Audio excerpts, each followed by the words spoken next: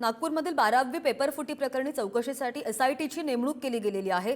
Saint Ursula परीक्षा केंद्रामधून केमिस्ट्रीचा paper फुटल्याचा प्रकार घडलेला होता आणि याच दरम्यान चौकशीसाठी स्थानिक पोलिसांच्या 5 सदस्यांची एसआयटी स्थापन केली गेली आहे। पेपर नेमके फुटले कुठून आणि यामधील मंडळातील अधिकाऱ्यांची भूमिका काय, कोणाकोणापर्यंत हे पेपर्स पोहोचलेले आहेत आणि इतर जिल्ह्यांमध्ये पाठवले गेले होते का, या सगळ्या संदर्भात सखोल तपास हे पथक करणार असल्याची माहिती आहे। आणि या प्रकरणामध्ये आतापर्यंत 4 जणांना अटकही झालेली आहे। खासगी शिकवणी वर्गातील शिक्षक निशिकांत मूल आणि विद्यार्थी फैजान यांना पोलिसांनी अगोदर अटक केलेली होती आणि त्यानंतर एक्सलेंट अकादमीचा संचालक मुस्तफा खान आणि जुनेद मोहम्मद या दोघांनाही नंतर अटक केल्याची माहिती आहे। बातमी आहे नागपूरमधून। आतापर्यंत 4 जणांना अटक झालेली आहे आणि त्यासाठी एसआयटी स्थापन केल्याची सुद्धा माहिती समोर आली आहे।